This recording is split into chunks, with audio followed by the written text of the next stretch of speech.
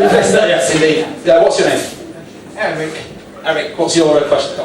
Colin, can you tell us about your involvement in the Ultimate Adventure CD? Plug. The Ultimate Adventure CD? Which one's that?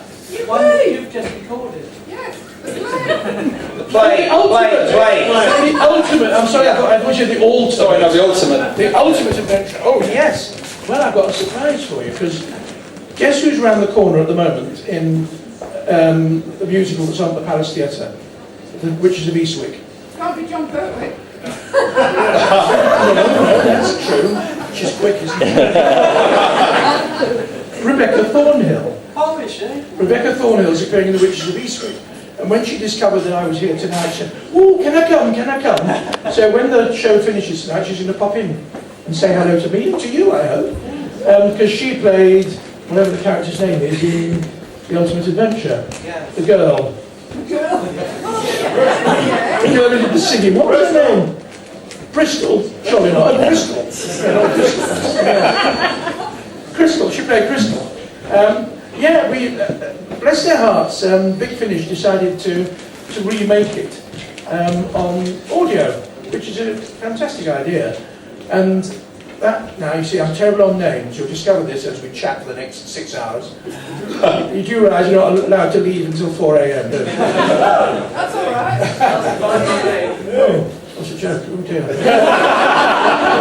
Well, we'll be home till 7:30. What was I saying? Witchering on like a loony. Yes, Ultimate Adventure. Big Finish decided to do it, and the chap, the name I'm trying to dredge up, is the tall guy who was in the group that Mylene Class was in. Remember Mylene Class, and there was 4 or 5 of them in a singing. Hearsay. The tall guy from Hearsay. Noel is in it, in the audio. He plays the young chap who does the singing, whose name I can't remember. The French guy. And I can't remember who played the other parts, to be honest. But I received it through the post and played a bit of it, and it's really good. So, it was fun to revisit that. And of course David Banks is in it as well. So we're the two who are reprising our roles. David Banks and Cyber Leader. And when's the DVD going to come out then? The DVD of it, I don't think there is one, sadly. Have we got a question at the back? What's your name? What's your name? Hello, my name's Paul. Hello, Paul. Hello, I saw you in the mid to late 90s at a convention in Swansea, of all places, which you probably don't remember. I remember it is in Wales. Yeah. Over the bridge. This is true. I remember at the time the guy who was interviewing you got around to the subject of the previous proposed Seven Doctors special. Oh, yeah. Where your response was that you and I think the other actors that you spoke to didn't want to do it because there was nothing specific about each Doctor in the script. There was, it was generic enemies or generic running around. So if you were to do any special, would you still have the same preconditions that would have to be specific to yourself, or would it just be a lot of money like you sort of quoted earlier? Well, we're all the same, aren't we? We all have our price. Yeah. But I have to be kind of sensible and know that they're not going to say, "Oh, I'll give you anything you want, Colin, because I want you to be in the multi-doctor special." They're going to offer 4 and 9p. Oh, sorry, 27.5p, whatever that is. So the only other reason is because it's worth doing. Now, to be honest, way back at that time when they wrote that previous one,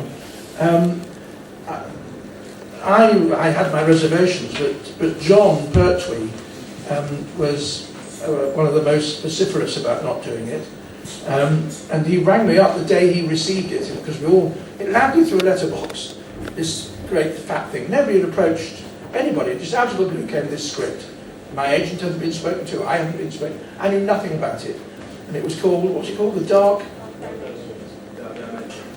Dimension, yeah. And I started reading it, and it said, the Doctor. I thought, oh, nice part for the Doctor. Which Doctor is it? And then along came enter the fifth Doctor. All right, so the Doctor isn't the fifth Doctor. So I carried on reading and then enter the sixth Doctor. So the Doctor isn't the sixth Doctor. Well, by the time I got to the end of the script, I realised that the Doctor was in fact Tom Baker.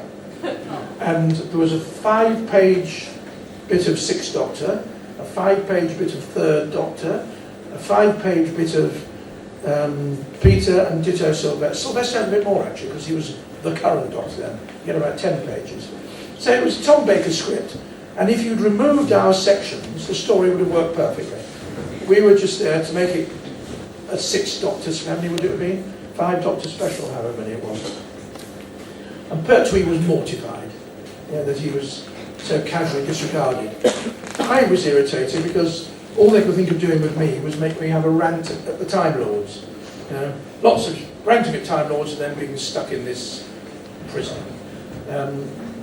Peter had a scene where he ranted at the Cybermen because they were horrid and nasty. And he was stuck in a prison. And I pointed this, we'd already said we weren't terribly interested, but I got a phone call from my dear, dear friend, whose name is now going to escape me, Graham Harper, who had directed my Dalek story way back. And saying, Col, isn't it exciting? I said, well, I'm not that keen actually. He said, why, what's your problem? He said, well, they've got me doing the same old, having a go at the Time Lords for no particular reason. And then they've got Peter doing this, I know, I've got an idea, mate. Swap them over. You do the rant against the Cybermen. Peter can do the rant against the Time Lords. So that doubly explains why, because you could. Because anybody could say those lines. It's clearly a script that was written for Tom, and as an afterthought, they thought they'd make it a multi-Doctor story. So while we were all going, we don't want to do it, we don't want to do it, we don't like it, someone came home from holiday at the BBC and said, what's going on here? What's this Doctor Who stuff? Because BBC Enterprises had organised all this, and they said to BBC Enterprises, which is a separate, distinct body from the BBC, doesn't exist anymore, thank God, it's worldwide now. They said, no, we make the programmes, you sell them, go away.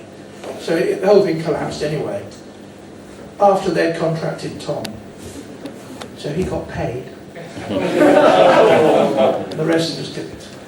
So that makes it even more memory I don't want to revisit.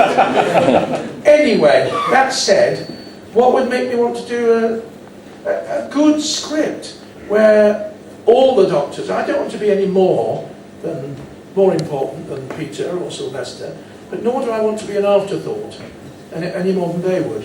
So it would have to be a good script, and it would have to be one that had a reason for us being in it. Alternatively, if they offered me 100 grand, I'd do it with one line. Does that answer your question?